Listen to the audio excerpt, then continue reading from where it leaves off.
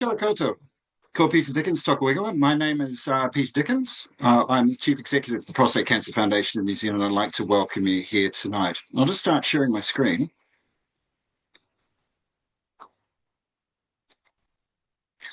Um, I'd like to start us off with a short karakia, if I could. Kia ora te marino, kia whakapapa ponamo te moana. Hea huarahi matato i te rangi nei. Arawa atu, arawa mai. Tātou ia tātou katoa, hui e, tai ki e. So, welcome tonight to our Living with Prostate Cancer, Advanced Prostate Cancer webinar. It follows on from our successful information event series that we held at the end of last year. I just want to cover off a couple of housekeeping things first. If you'd like to ask a question, hopefully you may have had a chance to submit questions before now. If you haven't, you can always use the Q&A button at the bottom to submit your question to our panel tonight. Tonight we're going to start off with Mr. Alvin Tan, medical oncologist working out of Waikato Hospital. A great friend of the foundation, has done a fantastic job of sharing his knowledge. We also have Stephanie Sandon from the Kathleen Kilgarth Centre in Tauranga, an oncology nurse specialist who will be here to tell us all about survivorship and other things that we hope, as we do with all of the content of this seminar, will help you improve your outcomes. There is recording happening tonight, so we will be recording. The session. We hope to send it out to all of our attendees by the 12th of February. So look out in your email for your link to download that. The flow of tonight, what we'll do is that we will, Alvin will be speaking with us first, and then we'll have a short period where we will take some questions. Then we'll move on to Stephanie, and again we'll have questions after that. But also Alvin will come back on. So if there are any questions that you would like to ask of Alvin, and you haven't managed to do that after his presentation, please don't worry. We're going to try and keep to time. And if you would like to ask those questions, you can feel free to do so towards the end of the presentation as well as in the middle. I just wanted to manage some expectations. Tonight is definitely about living with locally advanced and advanced prostate cancer. We're not focusing tonight on localized prostate cancer. So if you have been very recently diagnosed with localized cancer, or if you've been diagnosed with localized cancer and you've just undergone a procedure like a prostatectomy, we won't be covering those issues in great depth tonight, or the side effects thereof. We do, however, have a webinar that we did last year on this topic, and we'd be very happy to provide you to the link with that. If you would like to see that webinar, then all you need to do is email us on infoservice at prostate.org.nz, and we'd be quite happy to send that out to you. So tonight is about living with advanced prostate cancer. As I said, it's my privilege to be the Chief Executive of the Prostate Cancer Foundation. I just wanted to take you through a little bit about the charity, just to start off with. Why are we here? Well, prostate. Just a bit about the cause itself. It's prostate cancer is now the most commonly diagnosed internal cancer in New Zealand. 1 in 8 men will develop it in their lifetime, and in New Zealand that translates into around 4,000 being diagnosed every year, and unfortunately over 700 die from prostate cancer every year. The number diagnosed is predicted to double in New Zealand, mostly due to demographic reasons over the next 15 years. By about 2040, we're expecting to reach that number. It's now the second leading cause of cancer death in male New Zealanders, behind lung, but above bowel cancer. I'll just repeat that. More men in New Zealand are dying of prostate cancer than are dying of bowel cancer. We don't think that's necessarily a fact that many people are aware of. We estimate that around 42,000 men are having received a diagnosis of prostate cancer in New Zealand right now. And we estimate that around 10 to 15,000 men are living with locally advanced or advanced disease. A little word about testicular cancer. This is also something that the charity pays a lot of attention to. It's the most diagnosed cancer in Kiwi men under 40. About 170 men are diagnosed each year, and 8 will die from the disease. It's very treatable when caught early. There's over a 95% cure rate. And you can see there Aaron Cruden and Tony Marsh, who are 2 All Blacks who have been diagnosed with testicular cancer, and just to show that it can strike any man at any age. A little bit about the charity. We were founded 25 years ago by a group of men in Thames who felt that there was a need for a charity that specialised and focused on the needs of those diagnosed with prostate cancer and their families. We're an incorporated society with a membership structure. We're a registered charity. You can become a member of the Prostate Cancer Foundation, which allows you to become a part of the governance of the organisation and gives you a vote at the AGM. We operate two outward-facing brands to the public, the Prostate Cancer Foundation of New Zealand and Testicular Cancer New Zealand. Reason for that is, of course, the difference in ages that the two conditions affect and the kinds of messaging that we like to employ to get our awareness and education messages around the two cancers over. We're headquartered in Albany, in Auckland. We have around 10 to 12 staff, about half and half, part-time and full-time, arranged into 4 teams. We have a finance and admin team, support and education team, a communication team, and a fundraising team. And we have hundreds and hundreds of amazing, wonderful volunteers all around the country. Our mission is to significantly reduce and ultimately end suffering from prostate and testicular cancer. And I think you'll find that that's pretty standard across all of the cancer charities. We all share that goal.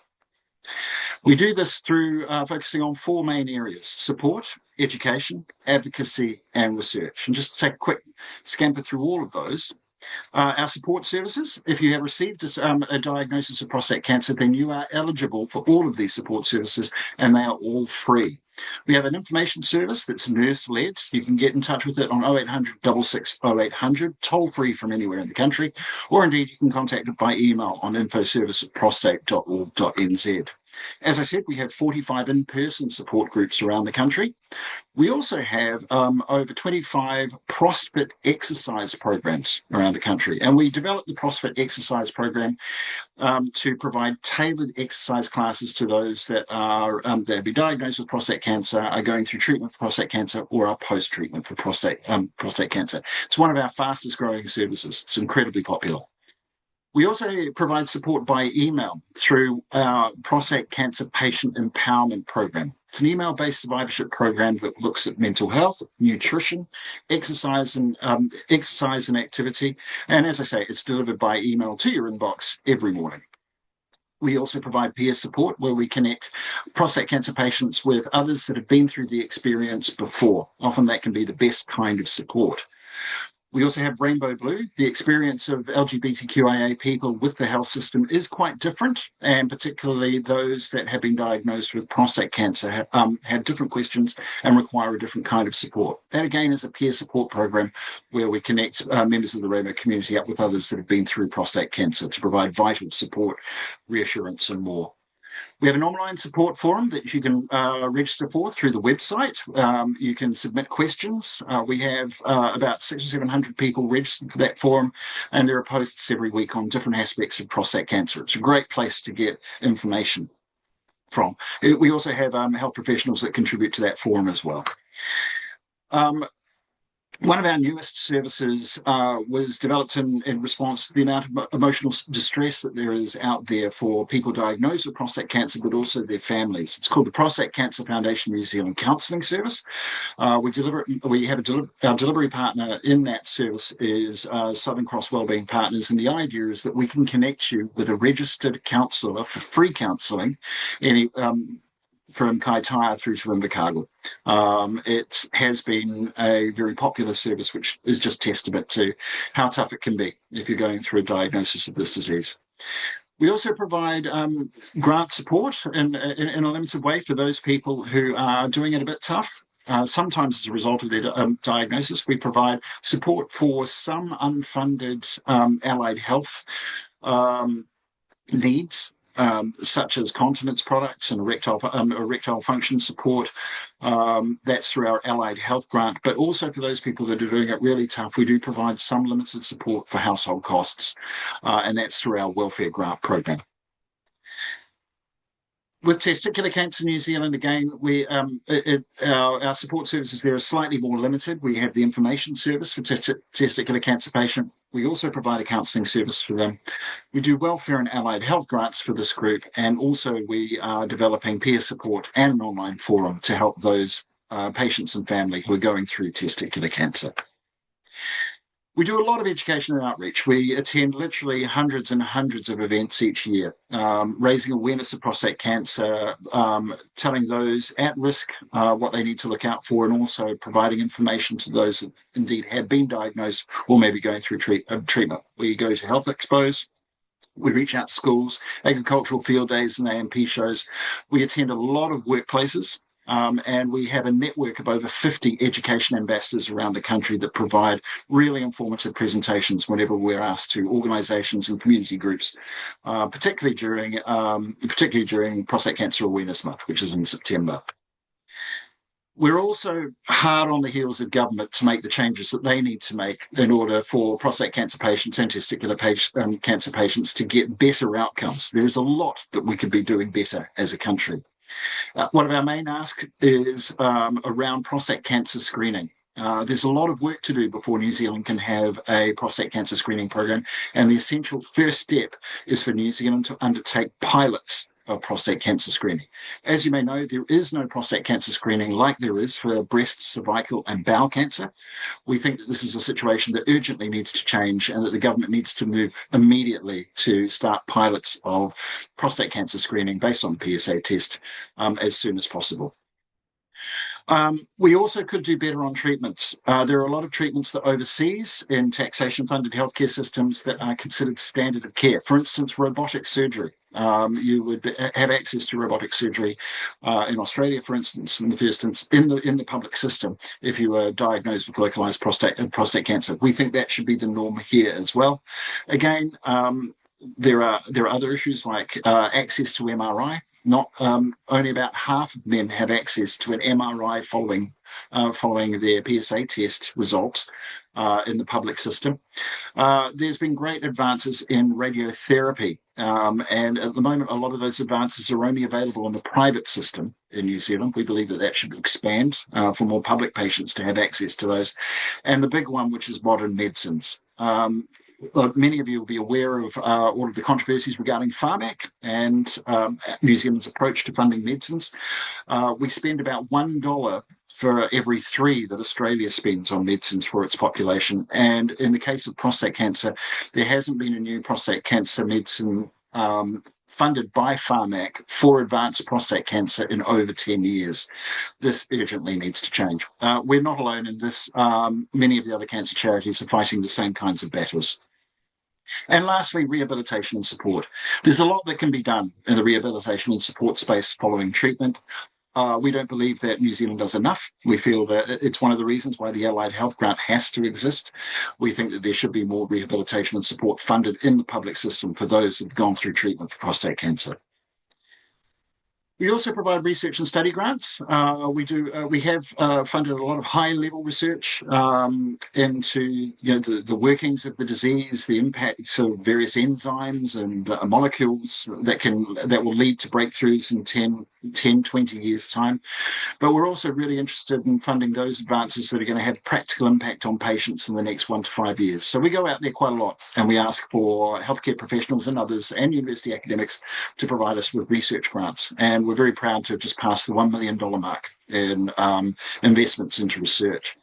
The idea is that our real aim is to improve the efficiency, accuracy, delivery, efficacy, and the patient experience of diagnosis, treatment, and survivorship. We also want to pay particular attention to groups that are disproportionately affected by poorer outcomes, such as Māori and Pacifica peoples. Māori are actually less likely to be diagnosed, but they're 2 to 3 times more likely to die of prostate cancer than the rest of the population. And we think there's a lot that New Zealand can do to change those statistics. We also provide study grants and other help for healthcare professionals to access the educational opportunities that they need to attend in order to bring that expertise back and use it with their patients. So we do provide study grants to healthcare professionals. In terms of supporting us, it's really important. We receive absolutely no government funding to do this work. All of the work that you've just seen that I've talked about is made possible through fundraising and very generous individuals and organisations that contribute to us. Testicular Cancer Awareness Month is in April, and I would ask you to look out for for an awareness campaign encouraging young men to do regular testicular self-examinations. That's coming up in April of this year. Prostate Cancer Awareness Month is in September, and I know that many of you will be aware of, and indeed many of you will have participated in Blue September, where we ask the public to ride for prostate cancer, do press ups for prostate cancer, or host an event for prostate cancer, so that we can all tackle prostate cancer together. If you were part of the group, a group that took part in Blue September last year, or indeed in any year, thank you so much. Your help is really vital to us being able to continue the work that we do, and for us to be able to put on events like tonight. So with that, I will unshare my screen if I can.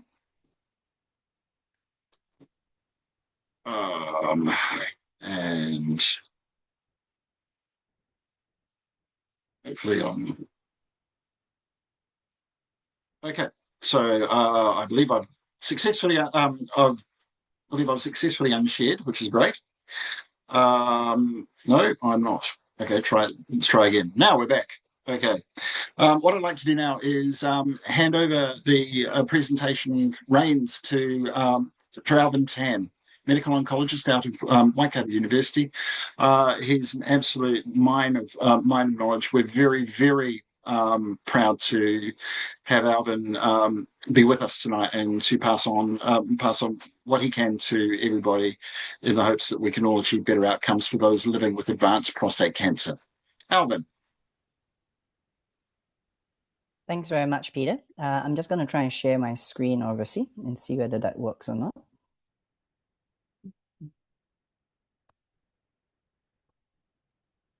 Not quite sure. Is that sharing okay now, Peter, or not? Sorry, Peter. That didn't quite come up. It worked early on. I'll try and open and close it again.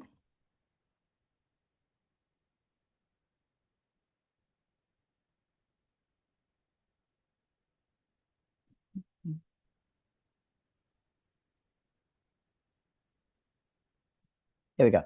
That should be okay now.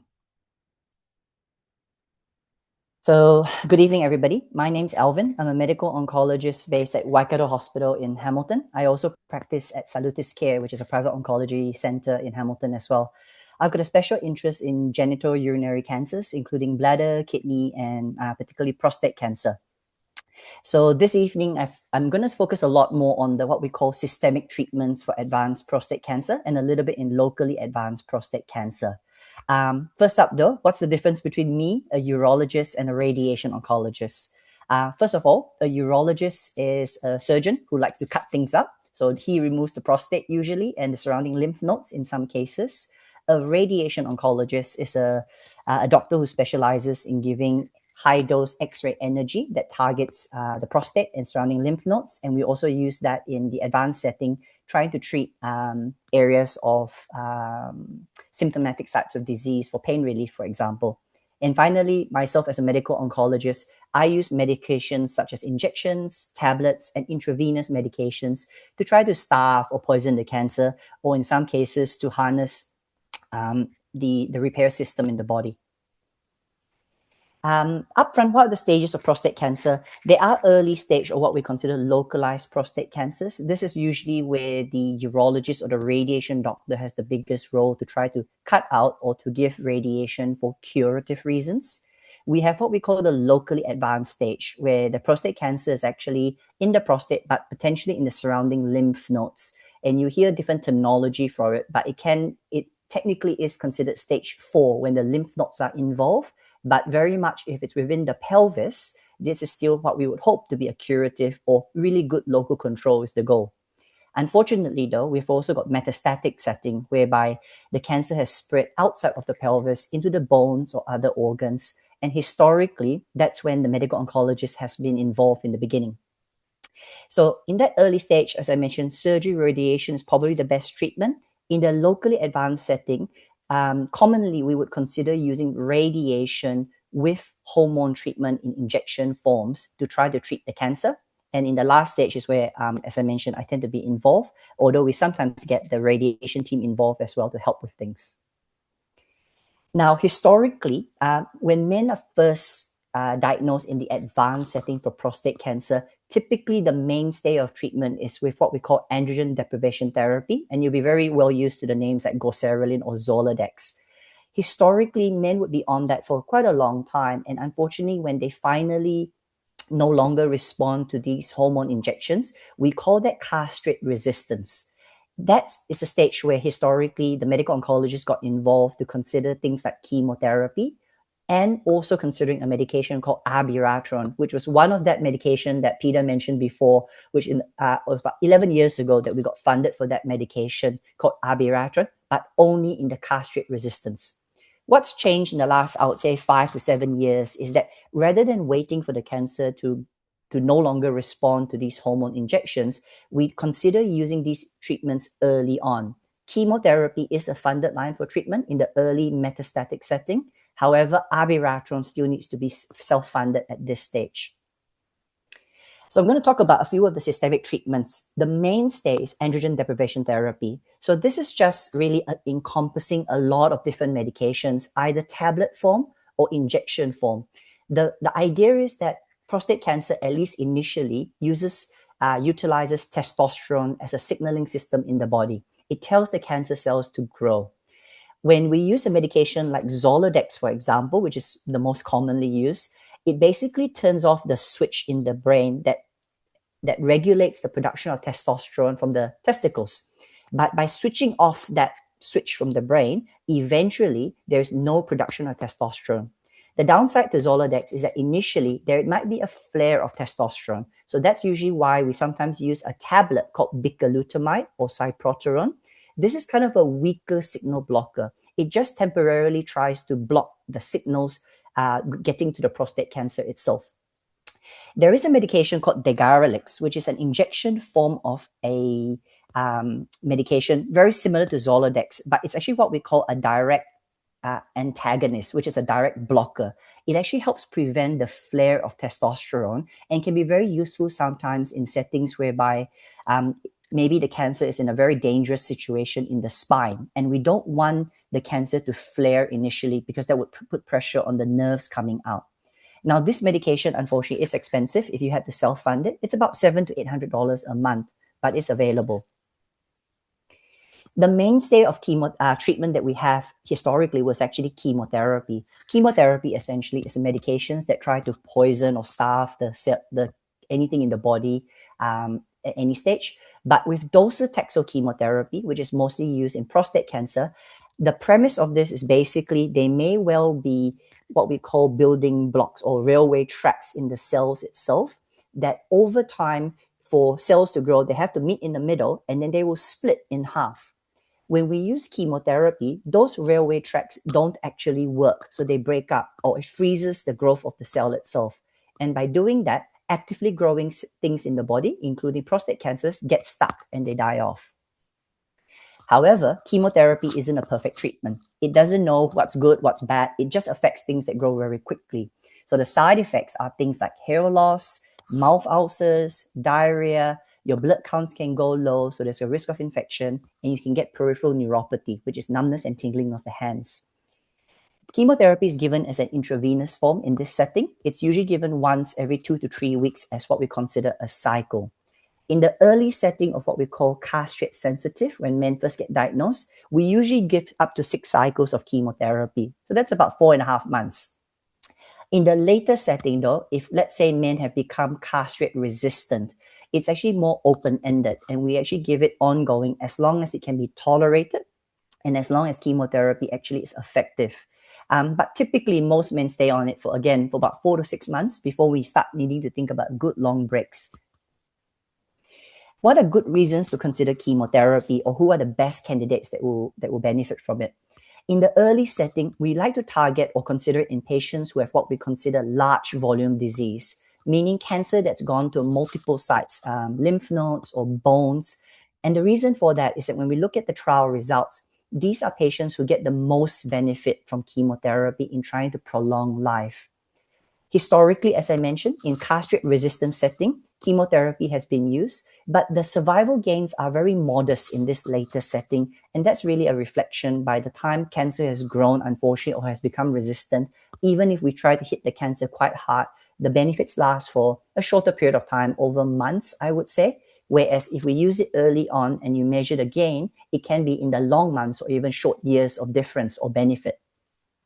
Another good reason to consider chemotherapy at some stage could be because of improving symptoms. For example, if you've got cancer in the bones, and if we give chemo and it shrinks the cancer or controls the cancer, it can be quite useful as a way to help with pain relief. Obviously, to have chemotherapy, men have to be well enough to tolerate treatment. If you've got really bad medical problems like heart disease, diabetes, it does make it much trickier to treat patients.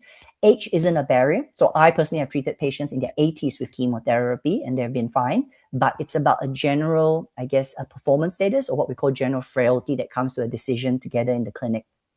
There's also a form of high-grade prostate cancers or variants called small cell cancer or neuroendocrine cancers. These cancers also, unfortunately, don't tend to respond very well to hormone treatments. So chemotherapy does play a role for these types of cancers. Another group of medications are these hormone tablets called the androgen receptor inhibitors, which abiraterone is part of them. But other ones that may be familiar to some of you who have heard about it will be things like enzalutamide, darolutamide, and apalutamide. While these lower three are available commercially, unfortunately, they're not funded. So a lot of times, I've personally gotten access or experience with them through clinical trials. All of these treatments essentially try to block the production of testosterone in some way or form, or prevents the signaling of the testosterone at the cancer cells itself. They work hand in hand with the goserelin or your Zoladex. So it is a combination-based treatment. Abiraterone, as mentioned, is funded in the castrate-resistant setting in New Zealand at present, but not so much in the earlier setting of early castrate-sensitive disease, even if metastatic, or unfortunately in that locally advanced setting. What I mean by the locally advanced setting is that in some cases where men have cancer in the prostate and the surrounding lymph nodes, and the goal of treatment with radiation may still be to treat the whole area for good local control or even potentially cure, by adding abiraterone into these lymph node positive cancer settings, we increase the chance of that cancer being, reduces the risk of the cancer coming back, or at least delaying it for a period of time. There's a brand of abiraterone now called abiraterone Yonsa. It's about $1,100 a month at this stage with no cost share program at present. There used to be one with a different company. As mentioned, enzalutamide, darolutamide, and apalutamide are all of these new hormonal therapies, but unfortunately, they all cost about over $1,000 a month, depending on where you can source them. There are benefits or downsides to all of these treatments. With abiraterone, one of the downsides is that it has to be taken with a course of low-dose steroids. And for some patients who may have medical problems like diabetes and things, it can make it quite tricky, or heart disease potentially. With enzalutamide, it can sometimes be tiredness or fatigue as the biggest side effect, and we need to watch out for a small, historically, a small risk of seizures or issues with seizures. History would be an issue. Now, the next section is called lutetium-177. This is basically a very targeted way of giving radiation from the inside. So prostate cancer cells can express a protein called PSMA. That stands for prostate-specific membrane antigen. And particularly in patients who have castrate-resistant disease, this can actually be quite hot when you look at the PET scan. So when we piggyback an injection of lutetium-177, which is a radioactive material, that is given once every 6 to 8 weeks. It essentially goes into the body, and wherever the cancer looks bright on the scan, the radioactive bit can sit in the body itself and release the radiation from the inside. The good thing is, because it's very targeted, it might spare a lot of the body from the effects of radiation. But interestingly, the salivary glands up in the mouth are actually PSMA expressing. So therefore, when we give the treatment, a lot of the side effects, actually, it's a very dry mouth. Unfortunately, this is not a funded treatment at present either. Up in Auckland, there's a private radiology group that does give this treatment. It's over $40,000 though for about 3 months of treatment. And typically it's between 3 to 6 months of treatment that might be recommended initially. When compared to chemotherapy in some of the trials at present, in that later setting of what we consider castrate resistant, lutetium-177 may actually be better than chemotherapy. But again, it has to be a very selected case because number one, your prostate cancer has to actually light up bright for it to be targeted. And number two, it depends on how fit and well patients are for chemotherapy as well. Now, there's a class of medications called the PARP inhibitors, and this might be more important in patients who also have potentially a family history of hereditary cancers like the BRCA gene, which basically has breast, ovarian, prostate, and even pancreatic cancers can run. The premise of this type of medication is that PARP is an enzyme in the body that helps repair damaged DNA. Cancer cells, like normal cells, do require this DNA repair mechanisms to survive. So if we give a medication that basically stuffs up the repair system of the cancer, any kind of treatment, whether it's chemo or on its own, like the PARP inhibitor, may damage the cancer cell itself and it dies off. The normal cells in your body can usually survive because they have actually other repair pathways as well. But this is most useful in, I guess, the hereditary cases because BRCA is a repair gene. And in patients who have the BRCA family, unfortunately, they're already predisposed to having these failures in the repair system. Unfortunately, olaparib, which is the medication that is a PARP inhibitor, is also not funded. And if you get it or try to get it locally through the pharmacy, it's in a few $1,000s a month, unfortunately. Now, there's a role for next generation sequencing or what we call genomic testing. This is essentially where we get your tissue sample, whether it's from the prostate itself or a biopsy, maybe from a spread from the lymph nodes or in the bones, and we send it off to the laboratory. It can also be used as a liquid biopsy, whereby we take your blood sample and send it off to the lab. We test it for hundreds and hundreds of mutations or what we consider driver mutations in the off chance that it might be something that we can target already with a number of medications like the PARP inhibitors, or sometimes it might mean that some clinical trials out there are looking for a specific mutation that they want to try to target. Unfortunately, though, immunotherapy as a class has not been classically been very it's not a class that we can use effectively in advanced prostate cancers, even though we've tried them. Something about the prostate cancer itself just doesn't have enough, I guess, signals that your body's immune system can target. So when I mean immune checkpoint inhibitors, these are medications like pembrolizumab or nivolumab. So these are medications that try to boost the immune system to fight cancer, and it's typically used in things like melanoma, lung, kidney, and even bladder. But in prostate cancer, as I said, based on the trials right now, it's not really very effective. The Foundation One medicine test is an example, which is an example of this next generation sequencing, is about $5,200 for the test at this stage, whether it's a tissue biopsy or whether or not it's a blood sample. Clinical trials. I think clinical trials are exciting. It gives us a chance in New Zealand where unfortunately we don't have a lot of funding for medications to allow patients to have access to different treatments. It gives us a chance to improve on survival on things that we already do. It also gives us a chance to improve symptoms from cancer. The one thing about clinical trials is that while medications are usually provided by the trial sponsors, which is great, you do have to meet the requirements of the trial. And unfortunately, some of the criteria are very strict. It might exclude patients, unfortunately, who may be frail or who may be more tired or who have certain medical problems. The other part of clinical trials is the time commitment to actually attend appointments, scans, treatments, blood tests, but it can be a really good way to access medications that we may not usually have. So you should ask, I guess, at your local oncology centers if there are any clinical trials of interest. For example, in Waikato, we've got a couple of trials, one in the castrate-resistant setting and one in the castrate-sensitive setting that's due to open hopefully later this year.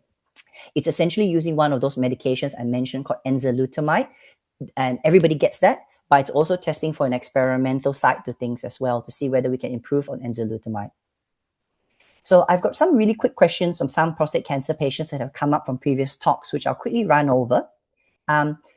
commonly, and I think Steph might also answer some of these things, is how do we manage the common side effects of various treatments? So typically androgen deprivation therapy, lots of hot flushes, tiredness, bone health, mood, and libido. So Prostate Cancer Society plays a big role in trying to support men with prostate cancers through their journey. I can't emphasize enough the role of exercise for men at any stage, whether you've been diagnosed early in your 40s or 50s, all the way to your 80s. Exercise is going to help with hot flushes, your tiredness, your energy, your bone strength.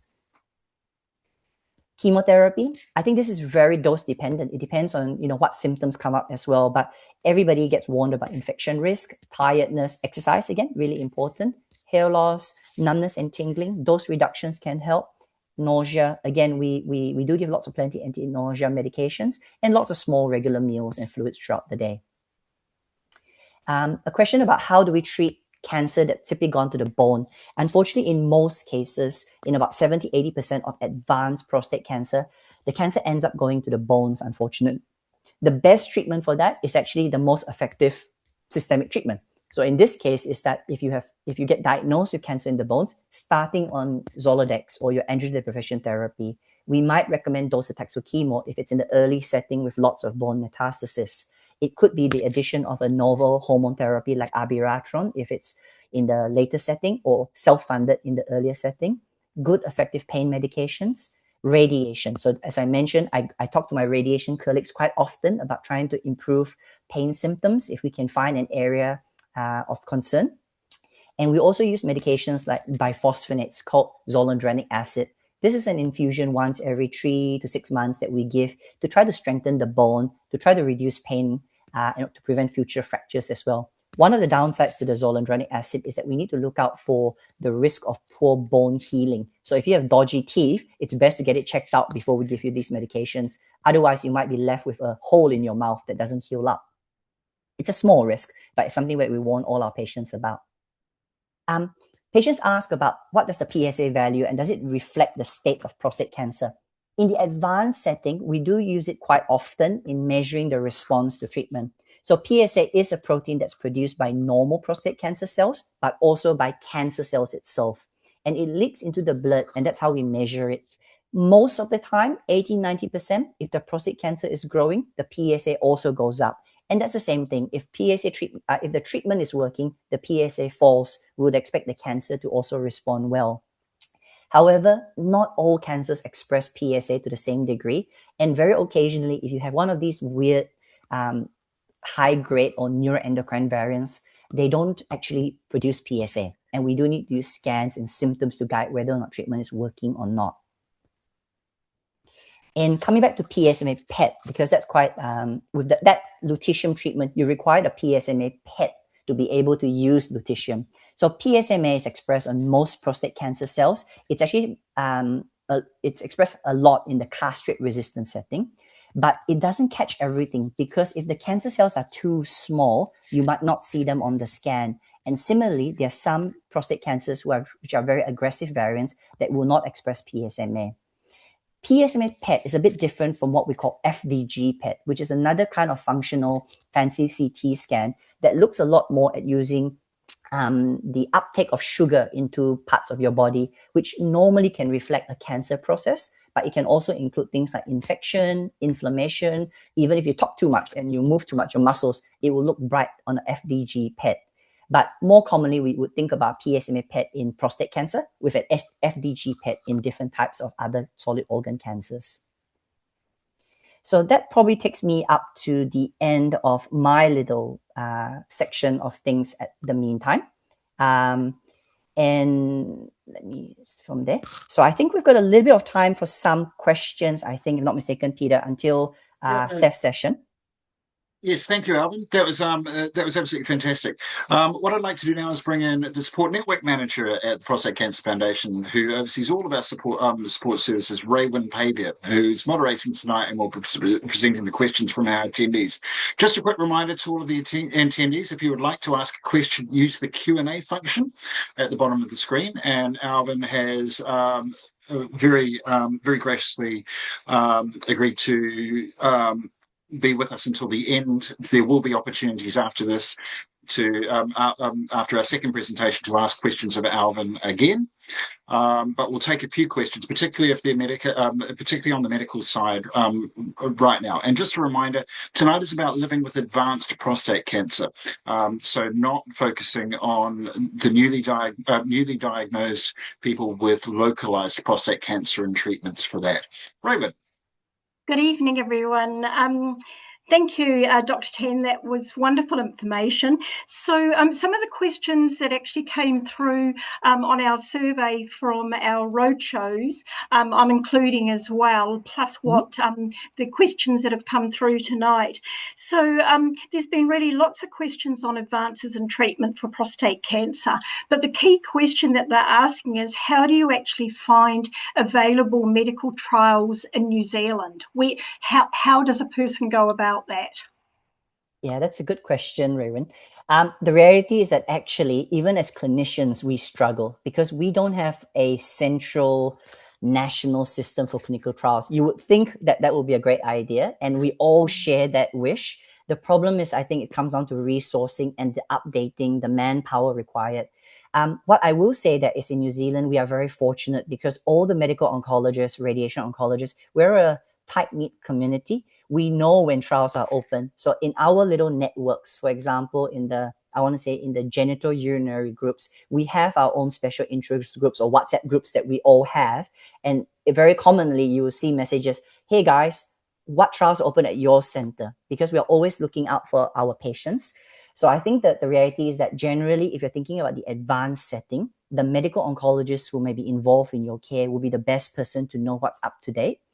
There are obviously, more generic registries. So any trial that's registered in New Zealand, Australia, even the US have to be, it has to be registered.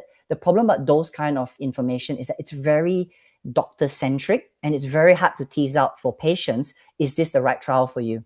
And, and that's where I think the role of the oncologist is to try to filter that, hey, look, actually, I think this is possible for you.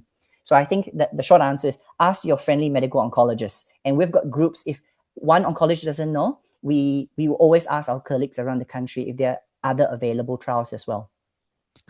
Excellent, thank you. Another question, or a number of questions about off-label medications for prostate cancer patients. Are these effective? It's quite a big question. And which ones? And where is the safest country to get them from? Sure. That's a good question. So you're right. So obviously in New Zealand, we obviously do source these, I guess, through the normal ways, through the pharmacy. It is what we call Section 29, so it has to be imported. But by and large, these are the big companies that are, I guess, indicated through MedSafe, I would say. However, there are indications that are generics that you can, import in from overseas. And there are big pharmaceutical companies, like in India or Bangladesh that can do that. Also, even in the UK. The reality is that the downside to those medications is you just don't know what the what's the word I'm looking for? Control or quality control. I think that's what I'm looking for to find out. Having said that, I have had patients who have imported medications from overseas. I think we just go in with the idea that, look, because of the cost of the medications, we don't know, but we try our best to stick to the dosing that's been recommended rather than trying to use smaller doses here and there. I try to follow the best guidance I can. And I have to keep a close eye on the blood tests and things to make sure that it's safe for patients. Great.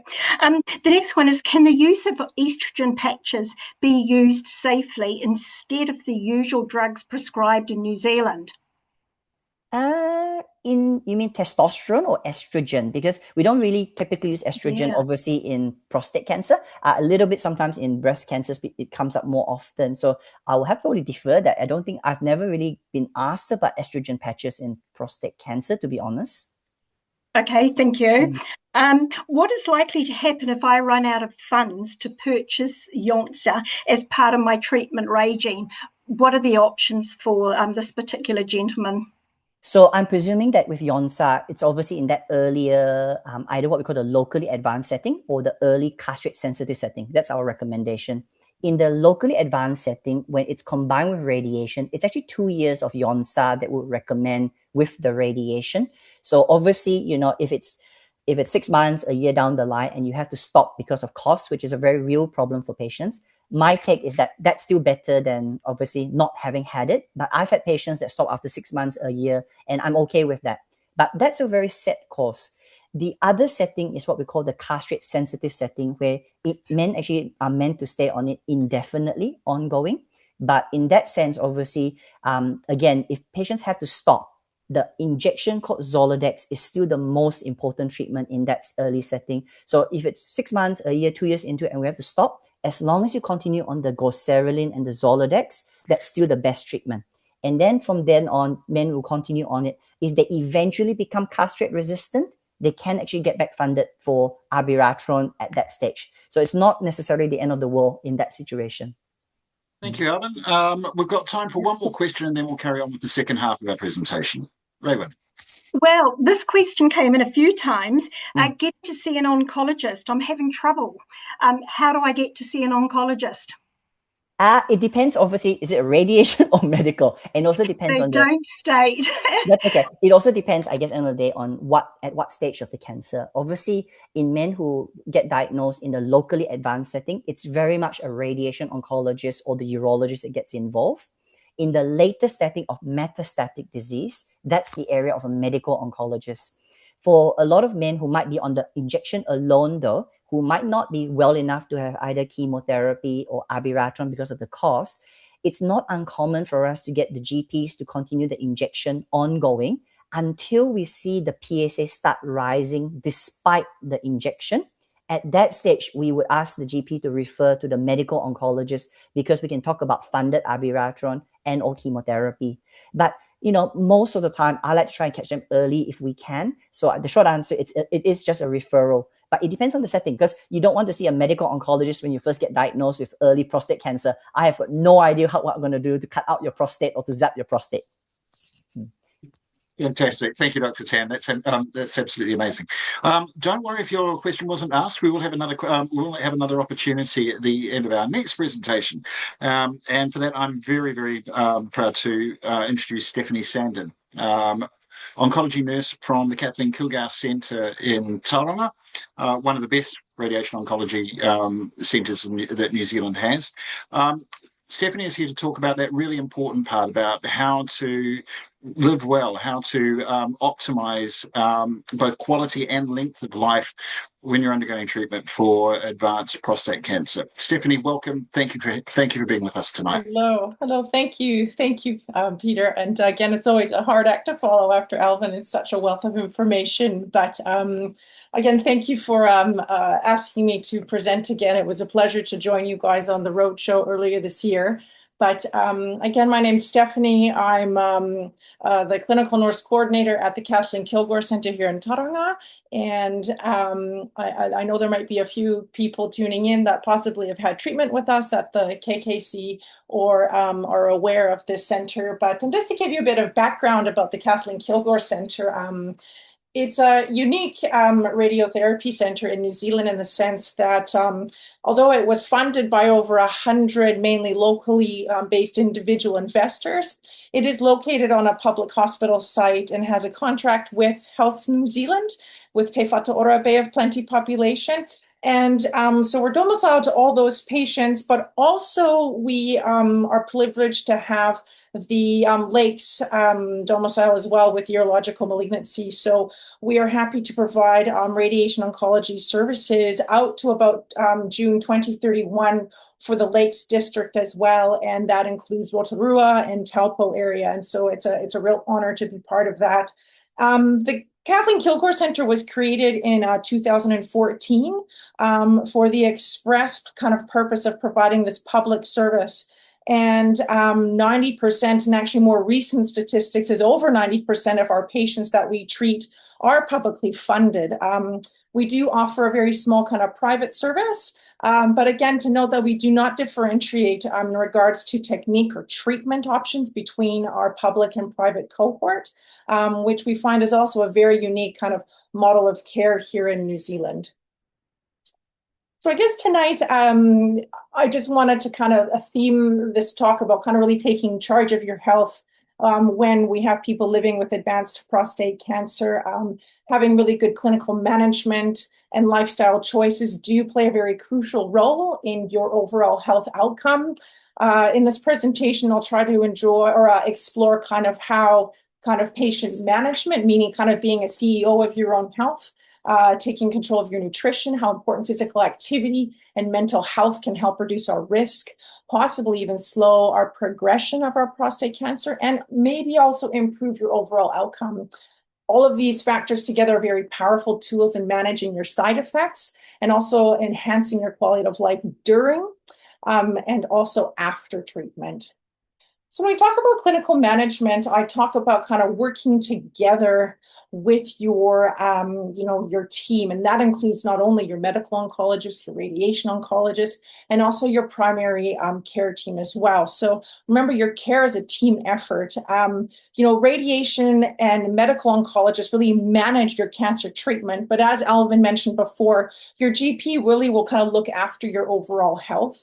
And there can be that real gray area of that time in between, as Alvin mentioned, where you have had some intense or acute treatment. Your PSA level, for example, is maybe controlled, but there isn't a role for any immediate treatment from a medical oncologist or any further radiation. And so your GP really does kind of take the bull by the horns and kind of becomes that really primary key caretaker there. So the key with that is being very open about any new symptoms or side effects, even if they are small ones. It's important to ask questions and understand your options. And I think when I said before, being a CEO of your own care is knowing what's your goal of treatment or what's the goal that, say, for example, your radiation oncologist or your medical oncologist is having during your treatment. If it's, for example, to bring your PSA level down, or is it to control pain, or are we using this to control other symptoms? So making sure that you communicate very openly with your medical team about what is that goal of treatment, but also communicating with us about your symptoms and your side effects and keeping us very informed and engaged. Sometimes patients assume that a GP or even maybe a medical oncologist is aware of a treatment change, and that's not always the case. It can take some time to get these letters or information to these other kind of primary caregivers involved. So it's really about kind of advocating, but also being kind of that real forefront for your treatment and knowing kind of what the plan is there. Being engaged really is I guess the takeaway from that. I don't really want to tell or teach people how to suck eggs, as they say, but definitely preparing for your clinic visits and your hospital appointments are key for really having a successful outcome. Preparation does really make a big difference. We always say jot down your key questions before appointments and bring in your full medication list. One thing I suggest to patients is you can ask your local pharmacist. They're very happy to print off your current medication list and also include in that list any supplementations that you are taking. So any nutritional supplements or any other kind of dietary things that you think are important for us to know. We want you to be upfront about kind of what you're experiencing. I guess your team can only help you with what we know about. We recommend keeping a folder with all your results and your records. It's good to have maybe a bit of a timeline. The one thing I always I don't like it when some people will say, oh, that patient's a poor historian. I think we have to remember it can be quite overwhelming at these appointments, and it can be quite hard to maybe explain how you're feeling. So it's not only just keeping a record of maybe how you felt day to day. It's very helpful. But remember, healthcare does work best when it's a partnership built on respect and clear communication. And again, that communication is always two-way as well. Just a few tips for a positive healthcare experience. Again, contact your team early. Patients who have the best experience do tend to be a bit proactive. They contact us and they build consistent relationships. We always suggest that you bring a support person to every appointment to help you take notes, or even just to help be that kind of non-biased second ear, because sometimes we only hear what we want to hear, and a support person can bring a different perspective as well. Engaging in peer support can also help make a big difference. The one thing we like to point out just above before I said the peer support was just be aware of misinformation out there. I mean, Dr. Google and AI can be very dangerous, but at the same time, how lucky are we that we have information right at our fingertips? But, you know, presenting any data or information to your medical team or to your clinical nurse specialist, absolutely. We're always open to, you know, where maybe you found some of this evidence-based practice or any kind of, if you have any questions about medication. So it is also normal to feel very frustrated at times with these experiences, but maintaining positivity and kindness really does help your healthcare team kind of support you better. A couple of questions some patients always ask me in clinic is, when do I call you? When do I call my clinical nurse specialist? Or when do I call my doctor? They feel like maybe they're being a squeaky wheel or they're being a hypochondriac. And I always like to reinforce patients, not at all. If you experience any new or worsening symptoms, I'd rather you phone me and we talk about it and we decide that it's not a problem that we need to deal with now, instead of you thinking it's not a problem and it actually ends up being a problem. So one of the, I guess, prompt signs that we always worry about is any new neurological changes that you're having while you're living through this advanced prostate cancer. And what I mean is, you feel as though your legs are tingling, you can't feel your feet as well, maybe your gait isn't as good, or there's any kind of sudden unexplainable pain where we can't really explain it because you've had some current treatment or there's a reason for these side effects. If you ever have sudden difficulty passing urine or you cannot pee, where we call it some urinary retention, or you have some sudden, you know, blood in the urine, blood in your stool or in your poop that really can't be explained because of any kind of pre or post treatment. And a few of you listening may have had some prostate radiation where you did have some blood in your urine, or you actually did have some blood-streaked stool. And if you remember, that wasn't a big deal to us. It was something that we expect. But again, any new swelling, shortness of breath, chest pain, confusion, dizziness, and then there's those things that we can be a bit more patient with that we call self-managing, or it's okay to wait. But again, any mild or expected side effects that your team has talked to you about in regards to maybe a treatment coming up or a treatment that you've had. You know, waiting on what we call non-urgent test results is something that patients can wait on. But at the same time, remember, you know your body the best. And be the squeaky wheel or be your advocate. If you are thinking that you should be aware of some results or you're not sure about certain side effects, absolutely call in. During the roadshow that we partaked in just at the end of last year, there was a couple questions just around something called advanced care planning and understanding kind of what the advanced care planning model is. So this is when patients are given kind of a life-limiting diagnosis and understanding and accepting that we can live with a life-limiting or terminal illness. It can be very stressful, very distressing time, not only for you, the patient, but also for the people who you hold near and dear, your family, your friends, even some close coworkers. Advanced care planning is offered by your local palliative care team. So here in the Tauranga Bay of Plenty area, we are so lucky to have a team called Whānau Hospice, who are our community support team. Referrals are sent to that team based on an assessment from either your radiation oncologist, medical oncologist, GP, and also your clinical nurse specialist can work with the patient and the family to determine if a referral to those services are needed. The palliative care team have worked very hard in creating booklets that have become a fabulous resource for patients to access. So the booklet is commonly used, like I said, by our local Whānau Hospice and other providers in New Zealand. And it's a guided document help to design individuals to really open up that conversation, talk about, and also start recording some of your preferences for your future care and what we call kind of end-of-life care. It's really a great essential guide to living well by assuring your values and your wishes are known if for example, you do become too sick to speak for yourself. So that's just a quick kind of a slide just on what advanced care planning is. The key aspects of the process of this is really to know that it is voluntary and it is flexible. So it's encouraging, ongoing conversations, and it can be updated at any time.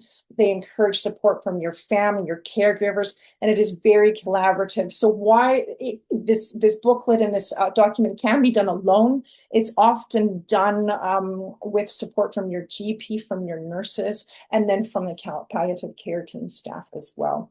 For whatever reason, I don't know why this screen is blank, but it was just more expanding upon, what this APC booklet does. And it really does look at like reflecting on your values, on your end-of-life wishes, legal protections, such as giving somebody enduring power of attorney, and also identifying someone who should speak for you if you cannot. These topics are always quite sensitive to some people.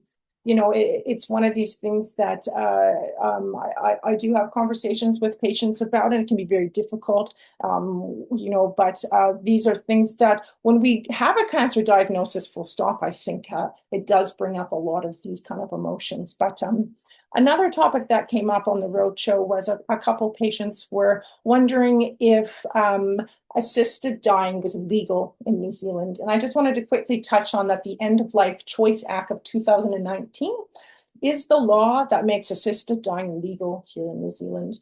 The act passed back in 2019 where we had a law following a majority yes vote in the public referendum, if we remember, at the general election. And it came into force on the 7th of November, 2021. It was also revisited in 2024. And I don't have the current date of when that will be revisited again, but it also is just to let you know that it is a legal framework for assisted dying here in New Zealand. I won't go into great detail, but do know there is some very strict criteria around this. And if this is something that a patient is interested in, we do direct them to their GP or their medical or radiation oncologist to then contact the GP. And so do know that you're not eligible just because you're very old or you have dementia or mental illness or a disability. Very strict criteria. It's a very serious a decision for people to make. And so there is a 0800 phone number that I would then guide patients to. I would never bring this topic up to patients. If patients do bring this up to me, I will give you the information. So just a brief little kind of talk on that. Yes, assisted dying is legal here in New Zealand. So just a little overall kind of clinical management key points that most of you will know already is I absolutely encourage open communication with your care team. We from the get-go with our patients living with advanced prostate cancer, we really want you to understand what are your treatment goals. And not only with the goals, but what are those expected side effects? Because I think if a patient and your medical oncology team and radiation oncology team, and then even the GP, if we're not on the same page with what is the outcome or the goal of our treatment, then it is really hard for patients to get through the treatment. If a patient is aware that, for example, the radiation that we're going to give is solely to control, say, a metastatic deposit on a bone, and they know it's going to help lower their pain, they're aware that maybe this lesion won't 100% go away. They understand the goal of the radiation or the treatment. So that I just feel like helps patients kind of get through some of these treatment modalities that we do offer. Also with hormone therapy, such as Alvin really dove into, understanding that some of these patients, you're on a lifelong, you're on this hormone treatment, until the foreseeable future. So what are these side effects that are going to pop up? And some of them, they won't ever go away, but how can we manage these side effects? And I'll go into that in a bit better detail, but keeping a diary of your symptoms, questions, side effects to discuss during appointments is extremely helpful. Some of the patients, as you know, and a few of you might be listening, I get to know you quite well. And I almost become more interested in your personal life than the appointment that we're having. And all of a sudden minutes go away and we forget to focus on kind of why you're there for the appointment. I think that's the part of my job that I love. But just sometimes keeping the actual clinical person in front of you on track can be a difficult thing to do. But again, just making the most of each clinic visit and preparing in advance is something that we recommend. Eating for your well-being. As we know, good nutrition isn't about strict rules.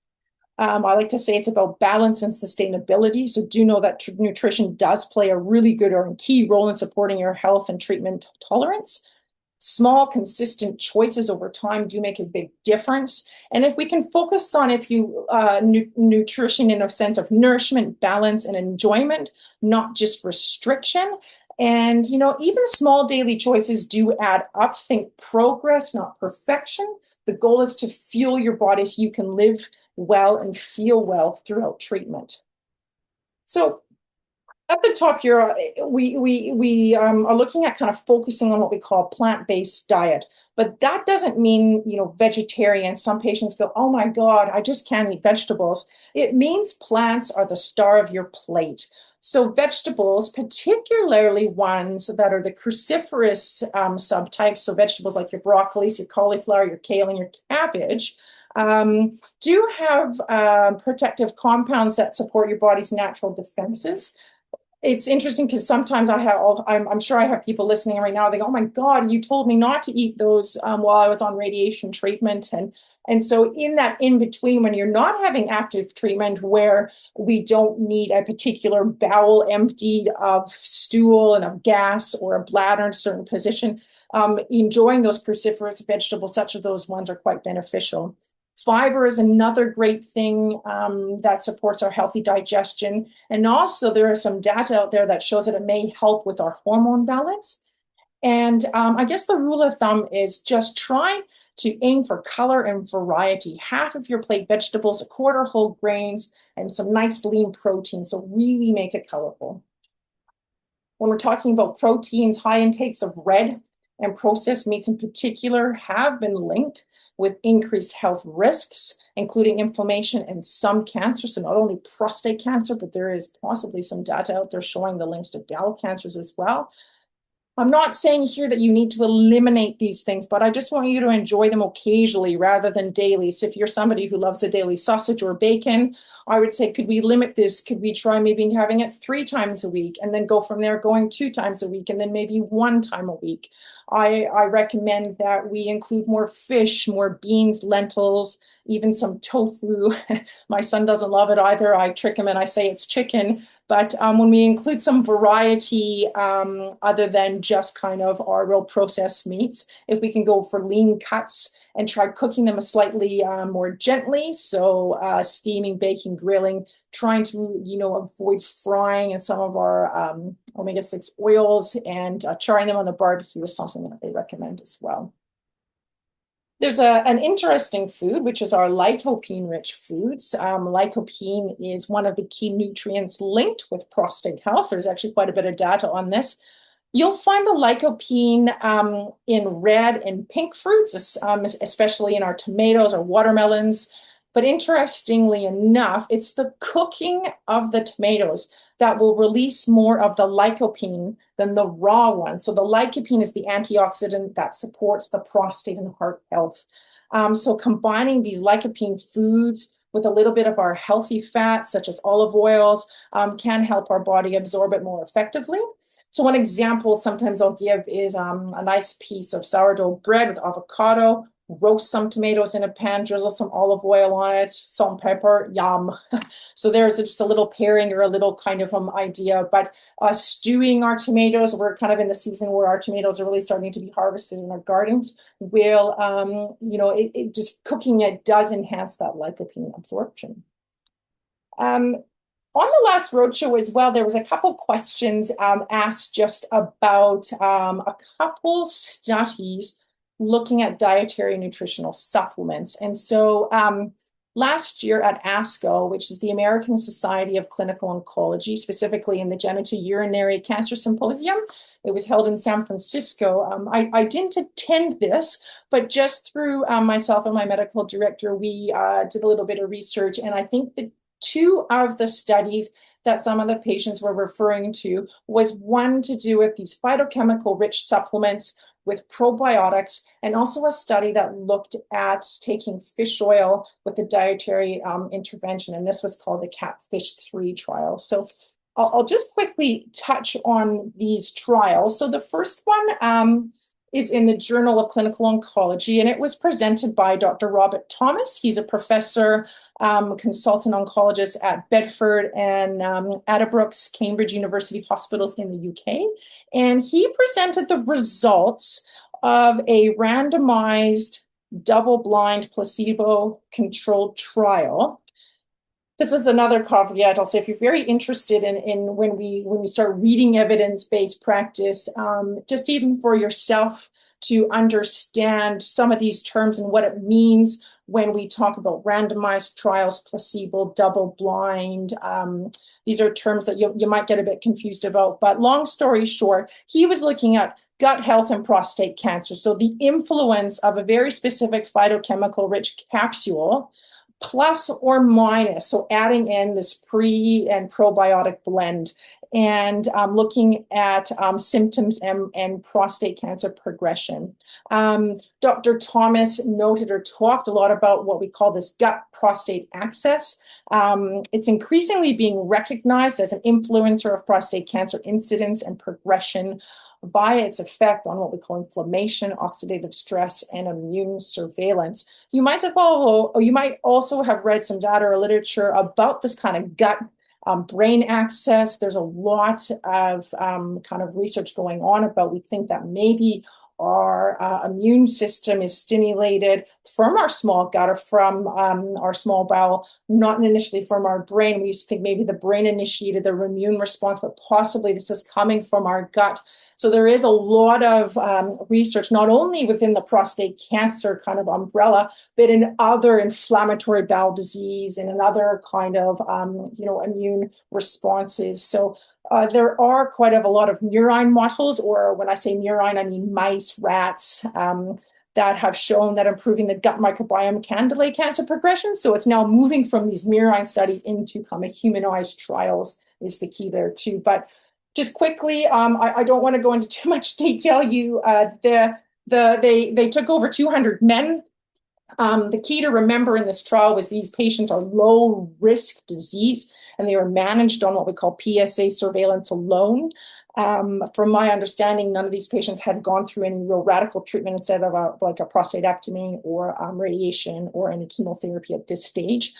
But thing to take away is, if we can target any what we call modifiable risk factors, so lowering, say, our weight or obesity or eating better, and we know that obesity and unhealthy eating plays a role in increasing people's risk for cancer, full stop, that, these are things that we can integrate. But just remember, in an advanced kind of prostate cancer setting, a diet alone will not hold that PSA down in a very advanced cancer setting. So not only it can work synergistically with the other modalities that your medical oncologist and your radiation oncologist are monitoring, but just remember that this study was seen in low-risk prostate cancer patients. But this study does suggest that integrating kind of specific nutrient-dense supplements and gut-focused probiotics into the care plan for men with low-risk prostate cancer can help manage the disease and possibly improve quality of life. So within that supplement, they looked at standardized extracts of organic ginger, cranberry, pomegranate, turmeric, broccoli, and green tea. So it was noted that a lot of these participants actually reported improved urinary functions, and actually in some cases they reported enhanced erectile function as well. But hopefully from these findings, it will encourage more microbiome-related research in men with prostate cancer, and further gut health research in this field would be absolutely justified. So again, that's just a quick overview of that study.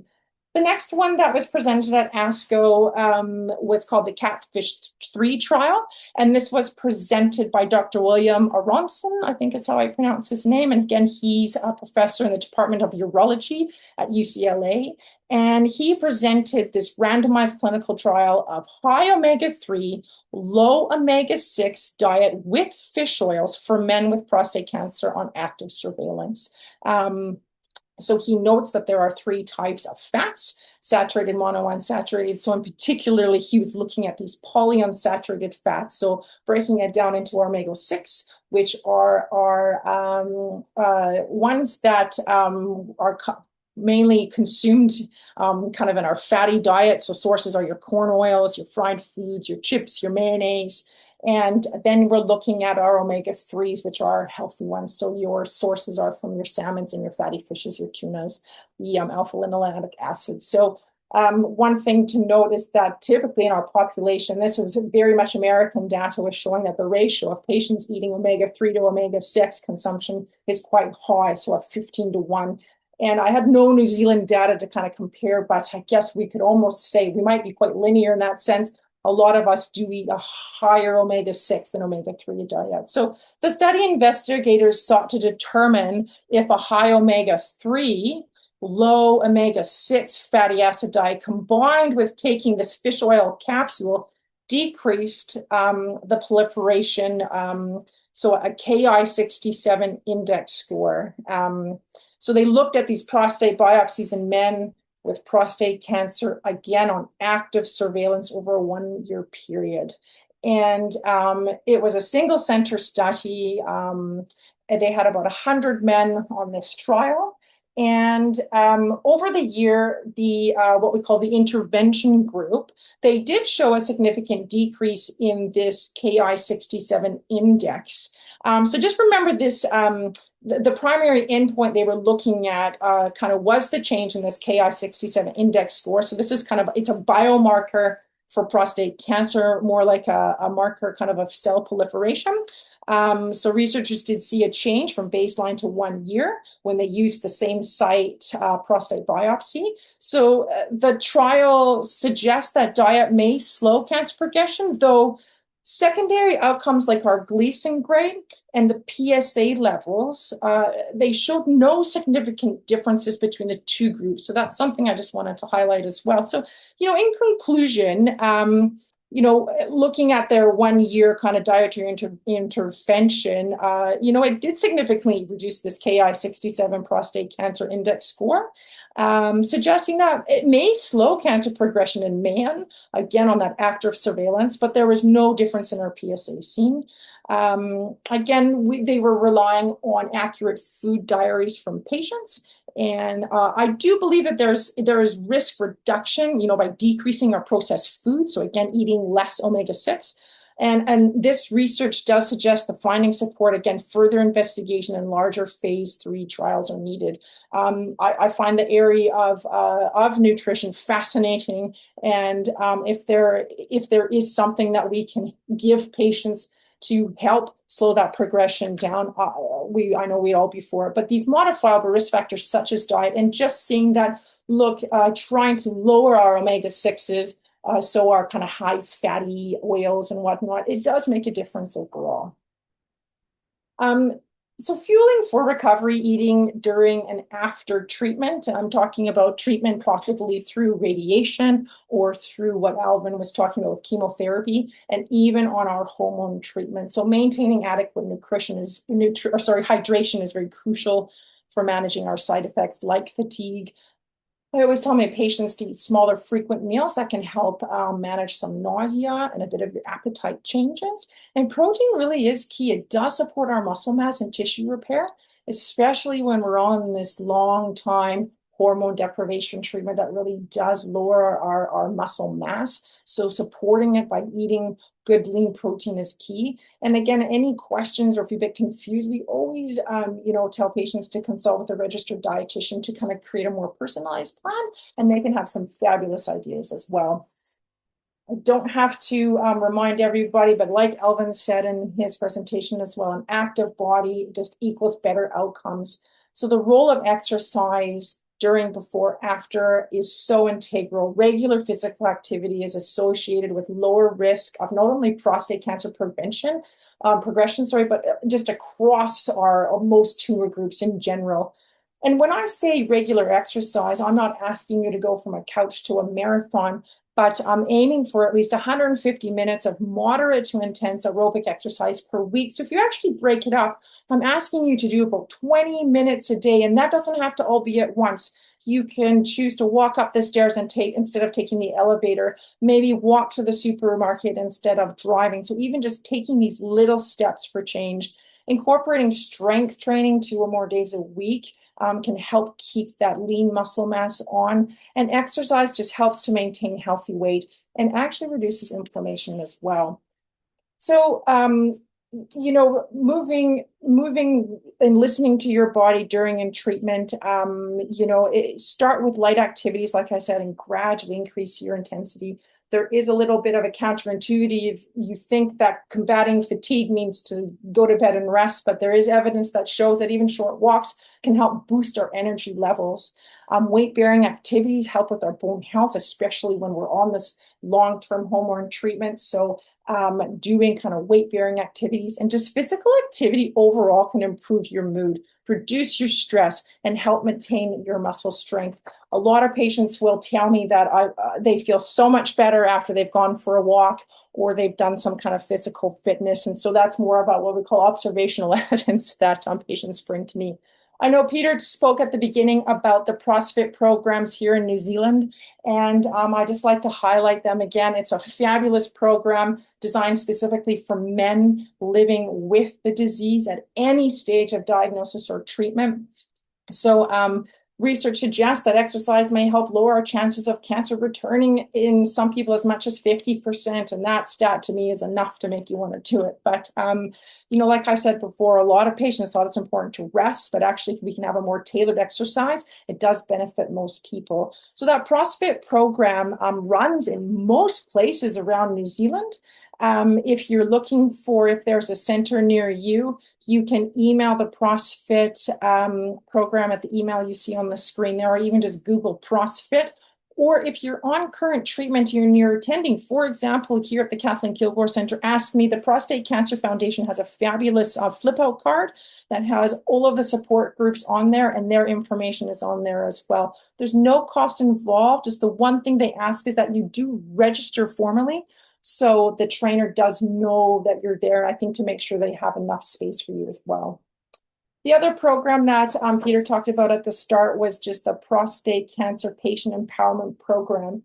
And if any of you have been lucky enough to attend any of the Prostate Cancer Foundation kind of annual update meetings, or if you've been to any other prostate information sessions, you might have heard Dr. Cody McDonald, who's a radiation oncologist and international coordinator out of Canada, and his partner, Dr. Gabriella Illy, she's the principal investigator, speak about this program. And I tell you, they're the most animated, colorful, enthusiastic couple, and they make me want to join the program. It's a 6-month home-based comprehensive health promotion program. And it was developed in Canada, and New Zealand has adopted it as a pilot project in partnership with the Prostate Cancer Foundation. And I know it's been a very successful program at this stage. There's daily emails and videos over a 6-month course that focus on various health promoting components, looking at, you know, physical exercise, pelvic floor exercises, stress reduction, relaxation, optional social supports. There's nutrition, relationship connections. They kind of go through everything. And a couple patients have said the one thing that they found is there's a few surveys that can take a bit of time just because they are trying to collect data on this. But if you're looking for some support and just some encouragement, it's a fabulous program. I'll quickly talk about the mind-body connection that I know everyone is aware of, that our mental health and well-being is extremely important when we're looking at living through advanced prostate cancer. So good, strong social connections and support networks can significantly improve our resilience. There's a lot of data out there about friendships, and people who have great social connections and friendships tend to live longer, full stop. And again, it's not a sign of weakness when you come to me as a patient and confide and say, I'm not doing okay, I don't know what's wrong with me, and nothing is wrong with you, because stress, anxiety, and depression can impact your overall health and immune system more than you know. So managing your mental health through practices like mindfulness meditation, and also allowing us to refer you to others resources is amazing. But check out some of the support groups. I always say to the patients, know that you may or may not resonate with these support groups. You may find one that you didn't find helpful, or you may be surprised by some of these support groups. You may find the coffee meeting or the coffee dates great, or you may find, for example, the CrossFit program not very helpful. So try things out and find something that works for you. But remember, it's your health, it's your power. You have to be the CEO of this journey. And having a good relationship with your healthcare team is essential. Understanding that nutrition, physical activity, all these modifiable risk factors really are interconnected pillars of wellness. So adopting healthy habits, and like Alvin said before, it's never too late to start. There's even more data coming out that even a 60, 70, 80-year-old starting weight training does significantly change your overall kind of progression through aging. And so I'm empowering you to start now if you can, one small step at a time, and celebrate your small wins. And remember that every positive choice does make a difference. Just to close off, me and behalf of my colleagues at the Kathleen Kilgore Center are very excited. The Prostate Cancer Foundation has given a grant to KKC. We've joined an existing international clinical trial. The actual title of it, it's a master trial assessing the technical feasibility of first in human real-time image guiding radiation therapy methods. I know that's a mouthful. You might all go, what is she talking about? But for a few of you people listening, you might have had radiation at the Kathleen Kilgore Center. This is a very exciting new collaborative effort, bringing together our multidisciplinary clinical experience within our medical physicists, our radiation oncologists, our radiation therapists at KKC, with academic experts at the ImageX Institute. It's a center at the University of Sydney that innovates radiation therapy and cancer imaging technology. So it's a collaboration and assistance under Professor Paul Neal, a professor at the University of Sydney. This is a very exciting opportunity to collaborate with this institute and foster New Zealand-led clinical prostate radiotherapy research. And like Alvin talked before, it's really hard to get trials to New Zealand. We're part of a Australia kind of, organization, but it's hard to bring funding across the seas, as we say, and find money for these trials. But so this is a great opportunity that without the Prostate Cancer Foundation grant wouldn't be doable. So why does this research matter? So reducing treatment side effects in prostate cancer radiotherapy, this is our goal, because during radiation treatment, as some of you patients will know listening, the prostate can move, the bladder moves, the bowel moves, they're very fluid organs, and that can lead to higher treatment side effects. So all of that preparation we do prior to you having treatment, where we have to give you an empty bladder, or empty bowel, a full bladder, try to make sure you have all the farts out and everything, that's to reduce toxicity. So new technology in the sense of with these trials could potentially have some of these toxicities, but current systems that we do use at the moment, they're very expensive, and some of them do require very invasive, what we call markers, or things placed kind of into the prostate or into that area between the prostate and the rectum. Some of you listening might be familiar with the SPACE or the SPACE OAR, which was an injection that we would put in for some patients prior to having their prostate brachytherapy. And if it goes well, it works great. And if it doesn't, it can be a problem. So it's very invasive. Anytime we introduce anything, you have risk for infection for anything. So limiting these current systems would be ideal. So this means many patients, can't access the safest kind of most advanced treatment options, but our goal would be to use AI to track the prostate motion in what we call real time. So while you're actually on the treatment table, so using our standard equipment that we already have, non-invasively and more affordably. So this project, hopefully what we'll do is bring our patients safer, smarter radiotherapy to more New Zealanders. We are hoping to test this AI system that can track the prostate during treatment using our already regular ultrasound equipment that we have, so very non-invasive for patients. We want to run this AI system side by side with the current standard system that we use here at the Radiation Center.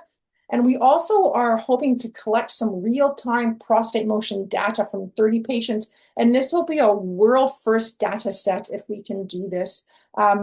We check the IA system or that AI system so that it will be accurate to within 3 mils, and it will closely match kind of prostate movements seen on standard imaging, hopefully leading to the same clinical decisions during treatment. So we want to use these results to design larger clinical trials eventually where AI will help guide treatment in real time. AI, as we know, can be it can be a scary thing, but at the same time, if used correctly, it can be very beneficial. I hope I didn't overwhelm you too much, but if there's any questions, and again, thank you for taking your evening to listen to us, but that's all I have for you tonight. Thank you so much, Stephanie. That was incredibly, that was very comprehensive, and I certainly learned an awful lot. And I'm also very proud of all of our webinar participants tonight who stuck with you, even when you were saying that we were going to have to cut down on the sausages. Which I think is very brave of them, and an excellent result, if nothing else, from tonight. Rayward, do we have any questions from the floor? Oh, we've got quite a lot. Whether we're going to be able to get all through them tonight, I'm not quite sure about that. But look, Stephanie, one of the questions which you've already answered admirably, but would you like to make a final summary on it? Is a plant-based diet helpful? I mean, you gave us fantastic research studies. You said plants are the star of the food plate. So is there anything else you'd like to answer? Because that's been quite a good, quite a few people have asked this question. Yes, diet's always one of those. It's a really hard one, because we can merely give suggestions. And even when we're looking at data and evidence-based, diet is one of the hardest things to study and to control, because I can't put you in a cage and feed you a tablespoon of omega-3 and omega. It's just unethical. And so when we do look at diet, we do really rely on good patient recordings and data, and that people report truthfully. I mean, if you really want to record what you eat every day, you're going, oh, I don't want to report the... But speaking of plant-based, yes, there is a lot more literature. They're showing that increasing our plants within our diet is beneficial. So again, limiting our more processed stuff. And like I said, I'm not expecting you to be a vegetarian or a vegan, but looking overall in your day, did I actually consume any vegetables? It's a really good question. That's awesome. Thank you. The next question, I think both of you could probably comment on this. It's in regards to, has there been any testing of medical cannabis for pain control or stress control? I can take that if you want to, Steph. The short answer is yes. I mean, across cancer, I mean, obviously there are trials looking at effectiveness of cannabis in cancer, full stop, as in, like, does it help, stop cancer growth? I think my take on it personally is that it's an adjunct. So lots of things that we use, whether medications, pills, whatever, is to help symptoms. So for some of my patients, I can see that the medicinal cannabis has worked for them. So I'm happy to support them if that's actually what helps their cancer journey. In regards to the actual anti-cancer properties, that's really hard to assess again. I mean, you need big randomized trials. And the reality is that it's hard to get these trials because obviously, you need big companies to try and push to get these trials done. It's very unlikely they'll get done in a collaborative trial, for example, just out of goodwill, if I want to try it, that kind of thing. So end of the day, rather than testing it per se, I would say that if it works for my patients and it helps their cancer journey, I'm happy for them to stay on it. I definitely avoid the vaping or the inhaled cannabis, and that's purely because that's just for my mind, lung inflammation and health. But that's my take. Steph, I don't know what you think. I agree, Alvin. We use it in more of a kind of a anxiety and pain control in a palliative, I guess, sense. Some patients do come in already on it, as prescribed by the medical oncologist, and sometimes through their palliative care specialist as well. And it can be beneficial for some patients, but I agree with Alvin. There's just not, a lot of data out there on it, but some patients do have some relief from it. And I agree that inhaled cannabis is something we usually avoid, or we usually more ask about the oils and whatnot. But yeah, it's a hard topic. There just isn't a lot of data out there for us to say, yes, it's beneficial. So another question is, what are your views on intermittent hormonal treatment? That's a good question. And I think I did I did see that as well, Erin, and I answered. I think it actually depends, I think, on what stage of the cancer. Is it for a fixed period of time, or is this an indefinite strategy? We would take the indefinite strategy for patients who have, advanced metastatic. It's indefinite, but it has to be guided by symptoms that come from it. There must be a reason why patients want to come off ADT. It's usually the hormonal side effects or libido, mood, all those things, which are really important because everybody's journey is different. And somebody's, an 80-year-old goal is going to be very different from someone in their 60s who maybe for them, they want to maximize the control as much as possible, but happy to trade off a little bit of the side effects of ADT. Whereas, to be fair, I've had fit, well, 60 or 80-year-olds that just have terrible hormonal side effects. And for them, whilst they very much want to control their cancer, I've had to talk them to, hey, look, at this stage in time, you've been on ADT 6 months, a year, your PSA and your controls as good as it can be for a little while. Why don't we take a break so that you can go out there and do what you want for a few months? We'll keep a close eye on your PSA. If it starts rising again, let's think about restarting. So that's that intermittent ADT. But there is an approach in the trials where actually, rather than intermittent per se, it's actually planned, whereby they do in the trials 6 months of ADT, followed by 6 months off, followed by 6 months again. And the idea behind that's just really about, I guess, testosterone resistance and whether or not cancer cells, we can, we keep the population of sensitive cells in the background, let them grow, wipe them out and start again. In fairness, the trials are not conclusive. So I think in practice, we would still advocate for continuous ADT for the best control that you can get for as long as possible, but it's the one that gives the most side effects as well. So it's a balancing, it's a very personalized decision with your doctor and the team that supports patients. The next one is, how long can one expect the Zoladex abiraterone combination to be effective? Again, I think I replied in the chat just in case I didn't get a chance. It depends on the setting. If you did it in the locally advanced setting, it's a set 2-year recommendation followed by 1 year of goserelin. But if you're thinking about the open-ended, hey, look, let's use it in the early castrate-sensitive setting where you have to self-fund it. The potential difference between a group of patients that have that approach combination versus the group that only had goserelin, the life expectancy differences, can be a difference of up to 1 to 2 years on average when you look at the trials. Individually, though, you can never tell because once we start a treatment, that's your individual treatment choice.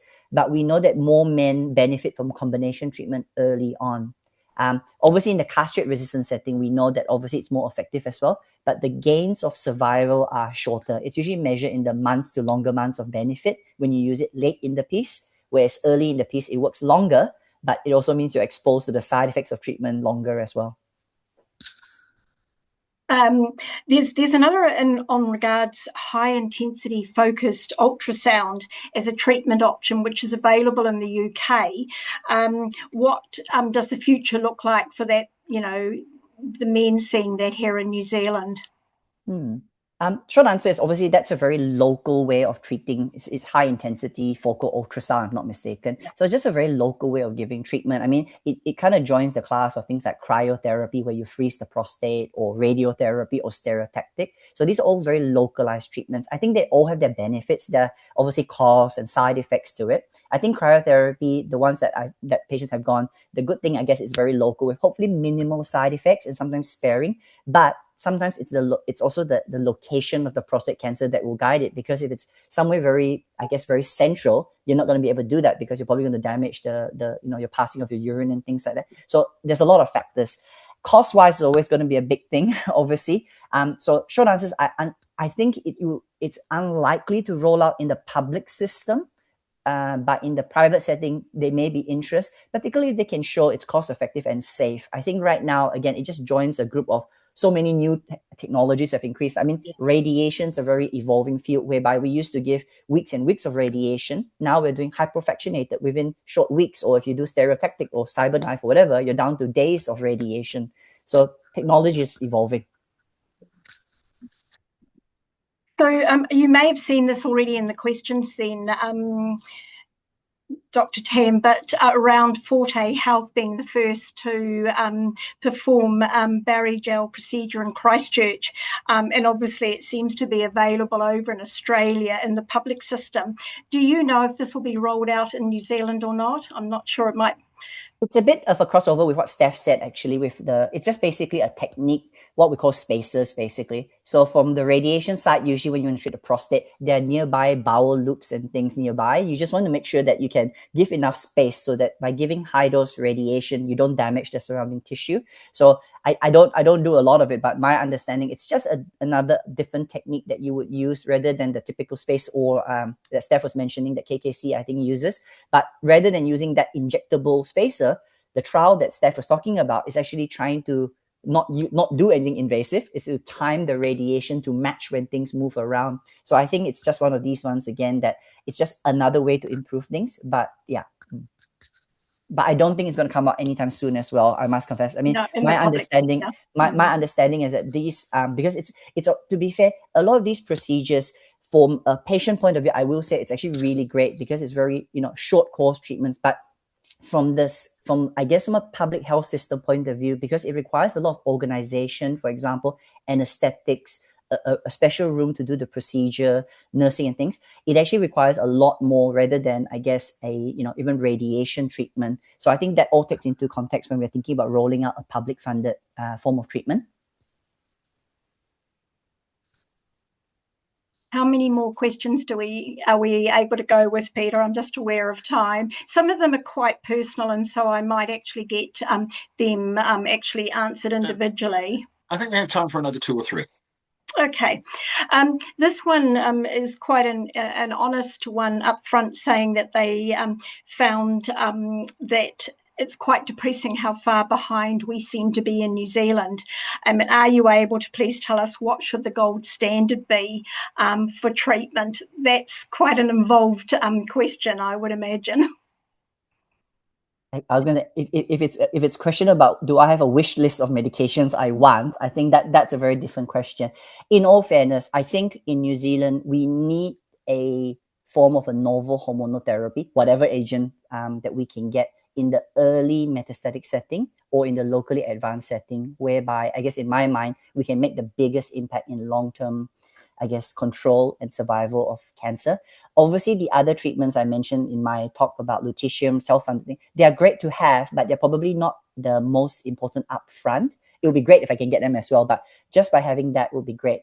But it also stems, I guess, to access to radiation and all these things in a timely fashion early on. I think, I think the more awareness we have as well, picking up cancer early so that we get them, I guess, at a stage where it can be either cured or controlled for longer is better. Historically, men would present very late down the line with symptoms, and unfortunately, they are very late in their diagnosis. So that's rather than new treatments, if I can get the right treatments effectively already to the right patients, I think will make a big difference already. I can follow up on that. There's another question about the availability of abiraterone and what's happening with pharmac. The reality is that there are more treatments, there are more drugs available to men in Australia that are funded than there are in New Zealand. What I can say is that we, at the foundation, we have been advocating very hard with pharmac for more medicines to be funded. We're very heartened to see that pharmac has started the process of talking to the drug companies about expanding the availability of abiraterone into the castrate sensitive space that Dr. Tam was talking about before. But not only that, but also perhaps bringing in another androgen receptor inhibitor drug for those people that cannot tolerate abiraterone for various reasons, which is also very important. With any luck, this may show some results by the end of the first quarter of this year. So we're hoping for news by the end of March on the availability of those drugs. I also want to say that take this opportunity to say that we do work really closely with our colleagues at the other cancer charities, and we will be making a very big noise about the availability of cancer medicines in New Zealand in our election year. And I'd encourage everyone to have a big think about who you're going to vote for this year, and perhaps make those that are prioritising men's health, those that are prioritising strengthening the health system, and particularly those that have a really solid plan for how we fund medicines in New Zealand. You might want to consider how the parties are approaching those when you choose to make your vote in November. I guess there's just another question that's come up here, Steph, that you might be able to answer. But this gentleman is asking about any clues on where to find the dietary supplements and what brands to look for. Are you able to answer on that? Oh, that's a good question. Supplements are always it's a broad kind of topic. Yeah, I don't have any particular brands, I guess, that we would say. And I guess supplement wise, it's one of these things that if you are eating a very well-balanced diet full of fruits and veggies, very colorful, are supplements needed? There's kind of this argument between that.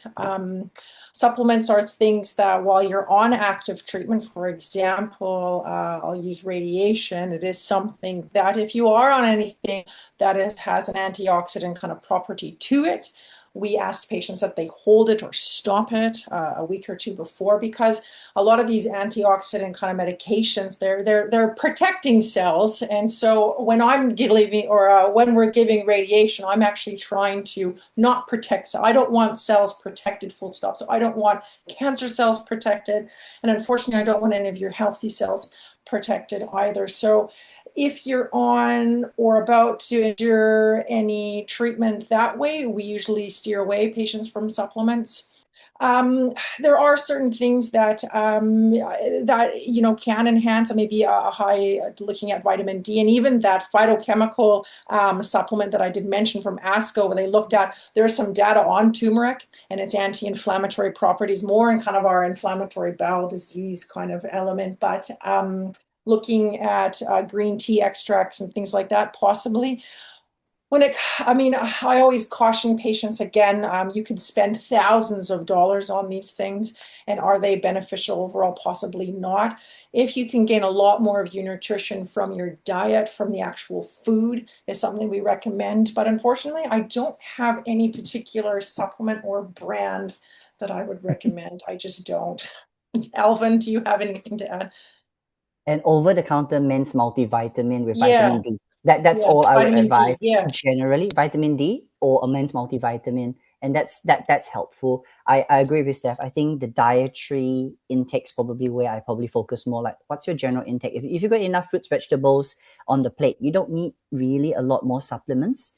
That's in my mind. But obviously, if patients, one of the things I will caution patients about, if you are on any supplements, even if you may not get the most, I want to say, interest from your doctors, your oncologists, we are all out there for you. We do want to know what you're on, because some of the supplements and medications out there can harm your liver or your kidney function. So we want to just make sure it's safe for you. So the one thing I would say, let your doctors know or your nursing team know if you are on medications. Look, we're there for you. It doesn't matter whether or not we think it's going to work or not. The most important thing is that it's your journey, and we want to make sure that it's safe.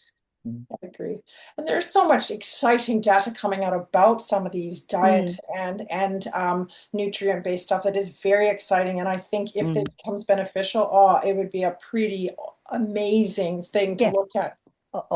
Exactly. And there's a lot of medications out there that if we could repurpose now, and I knew hand on my heart it would work, people will be on it. Like I'm just giving an example, like for bowel cancer now, we know that aspirin, in about 40-50% of bowel cancers, the benefits almost as good as being on chemotherapy, which I give. If we can find something, and that's where vitamin D and things, that's why I feel strongly. I think there is a survival benefit for survivorship with that. That's wonderful.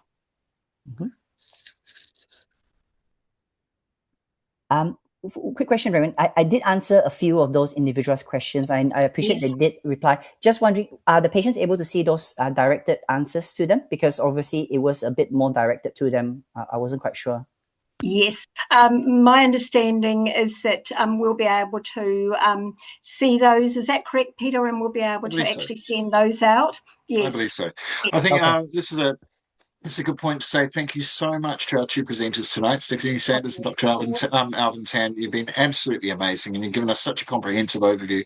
For those of you who asked a question that wasn't able to be answered tonight, I'm very sorry, but it's certainly not the end of the conversation. I would encourage you very strongly to resubmit that question to infoservice@prostate.org.nz, and we will get you an answer. So this is by no means your only chance to get your questions answered on living with advanced prostate cancer. Please give those. Please fire those questions through, and we'll make sure that we get an answer to you. As I said before, the recording of this will be coming out to you, we hope, by about the 12th of February. So thank you so much. If you missed any of it, you can review it all again. Once again, thank you to our two speakers tonight, Dr. Alvin Tan and Stephanie Sandon. You've been absolutely amazing.